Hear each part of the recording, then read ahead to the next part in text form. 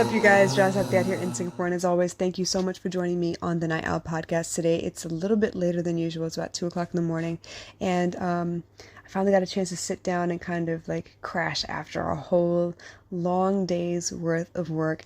Definitely worth it. Slogged a little bit in the kitchen today, and I feel pretty good. It's a different kind of satisfaction to be able to feed your family, and even then to be able to feed them on a dime, right? To not be able to spend tons of money, but you get a chance to be able to cook some comfort food, stuff that is like tasty and so fulfilling, just comfort food. And so I felt really good. I was able to cook a lot of different dishes, so it's going to last a couple of days at least, and I don't have to worry about cooking again, so I can go back to work, and figure out what I need to do next and how to close out this year, close up some of my projects, and continue on this climb towards 1,000 episodes. So lately I've been back on my James Clear kick, and I was listening to a podcast the other day, and this quote from James Clear's his newsletter kind of popped up at the same time. So I felt really good about this. And it's something that I've also told other people. Whenever I interview people, right, I try to tell them that they don't need to worry about the interview itself. I'm not going to give them a list of questions ahead of time, because essentially I'm interviewing you because you're an expert on your life. Nobody else knows all the answers to every question I'm going to ask you about your life except for you. And if you don't feel like answering, obviously you can decline the question, not a problem at all. But the point being that I want you to reminisce. I want you to go back to the beginning of your journey and kind of like get excited about all the things you've accomplished, because I want people to realize just how much you can get done if you put your mind to it. So with that regard, right, I saw this quote and I was like, yo, this is totally in line with my idea of how I want people to feel about their lives, because they are an expert in their life. And this quote is by physicist Niels Bohr. I think I said that correctly. And it's about what he thinks it takes to be an expert. He says, an expert is a person who has found out by painful experience all the mistakes that one can make in a very narrow field. Now, for me, the narrow field would be my life. I've made tons of mistakes. I have blown up relationships. I have been abusive. I have been abused. I have been the bully. I have been bullied. Oh man, I've made tons and tons of mistakes. So trial by fire all the way through. School of Hard Knocks definitely knocked a lot. But for the most part, right, I'm an expert in all things me. I have tried really hard not to be myself.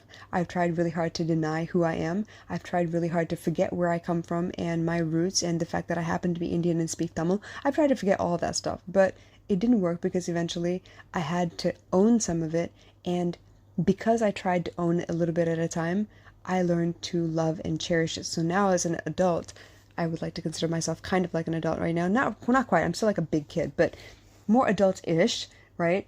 I feel like there's a lot to cherish, and now I understand the power in owning who you are. So I've made every mistake possible in trying not to own who I am. I've hated myself for all kinds of stupid reasons, and I've tried really hard to fit into the community and find a norm that I could kind of align with, realizing very quickly that I was just not built for normal. It's just not going to happen. As much as I try, it's just going to be more friction that I cause for myself, more stress that I cause for myself, and then what's the point? I'm just going to get bullied anyway. So I decided to learn to love myself. And that, honestly, if I'm really being honest, came once I left my husband. It was at that point that I realized, no, I don't want to jump into another relationship. For those of you who don't know, my ex-husband was actually my rebound. I was already engaged to somebody else. I ended up breaking up with him because he was cheating on me. And within a matter of months, I think, I fell into another relationship, and that ended up being a marriage and with children and everything. So when I finally let go of that, and I was like, you know what, enough is enough. I can't bear the thought of being by myself, but I also can't bear the thought of being rolled up into someone else's life, doing everything I could possibly can do for them, and losing myself again in the process. So I had to figure out who the hell I was. I had to take some time for me. So I took the last 7 years to kind of just be myself on my own. I've had some romantic entanglements here and there. I've had a lot of crushes. They help me get through the day. But for the most part, I've been by myself. I don't have to ask anybody permission. I don't have to check in with anybody. I don't have to, run by any of my life decisions by anybody but myself. If I want to ask my brother, I can. If I want to ask my mother, I can. But for the most part, I run my life the way I see fit. And I'm happy with that, y'all. I really am. So, honestly speaking, I am an expert in my own life, which makes me unbeatable in that category. Nobody else knows my life. Nobody else knows the decisions I've had to make, the problems I've faced, the situations I've come so close to giving up my life over. And then look at me now. I'm trying really hard to own all of my past, accept who I am in the moment, change what I can little by little, and the rest of it I let be because they're not my monkeys, they're not my circus, it's not my problem to carry. So I'm finding a next level of peace and a different type of contentment that I'm able to carry through my day, and it helps me really relate to other people. So when people say, you know what, I lived overseas and I came back home, I had to live under my parents' roof, I understand. I've been there too.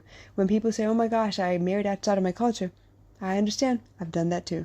When people say, you know what, I really hate that people always typecast me, so I try really hard to blend in and not be labeled as Tamil, not be labeled as Sri Lankan, not be labeled as an Indian female. I just want to be me.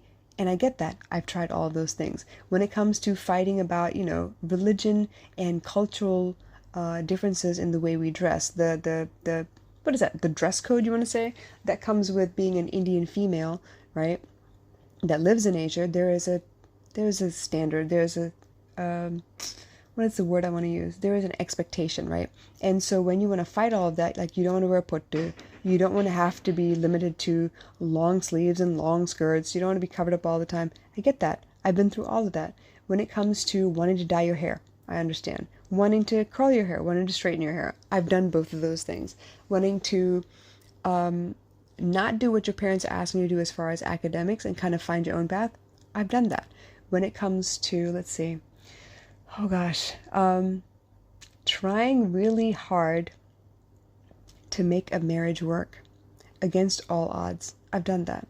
When it comes to reconciling something as painful as abortion, I've done that. When it comes to struggling through a pregnancy all by yourself without any real support, I've done that.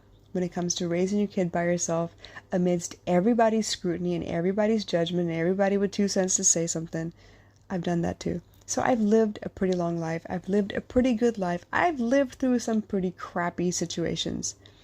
But to be honest, I wouldn't change a single thing.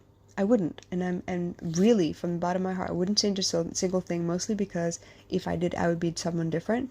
And the other thing is, I don't know if I would be here today in a position to be able to help all of you find your way through your own lives if I hadn't struggled this much. So my credibility is my calling card. It's the only certificate I need. It's the only degree that I need, because no one else can tell you what I've lived through. Now, the rest of it is actually supplementary, let's put it that way. So my Bachelor of Arts in Psychology is supplementary to my School of Hard Knocks life.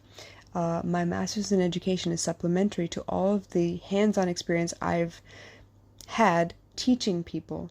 And that's teaching people in a capacity like human resources, right? School guidance counseling. I was a spelling bee coach for a while. I taught PE when I was in 11th and 12th grade for the middle school teams. I have coached people on dance.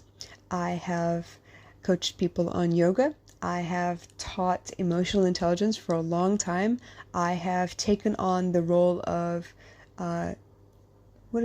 team leader, so I could be the training associate for all of the people that came after me, the new employees. If I needed to do orientation, I was able to do that. If I needed to train them on a program or protocols, I was able to do that. I remember being able to train whole teams on SAP and how to do it, because I was part of the team that actually programmed SAP for our particular department, so I understood exactly how it worked and what the parameters were to be able to get the kinds of results we needed for reporting purposes.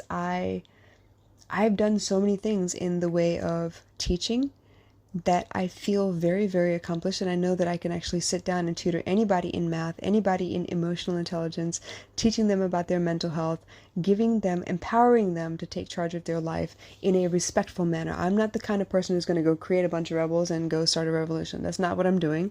Pardon the pun, but what I do want is for people to feel like they finally have space to be themselves because they cleared the space on purpose. So when it comes to being an expert, I totally agree with Niels Bohr. He says an expert is a person who's found out by painful experience all the mistakes that one could possibly make in a very narrow field. And guess what? Yeah, I've done a lot in that regard. And I know I'm not done yet. I know I have plenty more mistakes to make, but you know what? I know how to manage those and to glean every last bit of information I need to be able to make myself better in the first place. So I think I'm doing pretty well, and I'm here to help you guys. So if you have any questions, drop them in the comments below, and I will catch you again soon. Good night.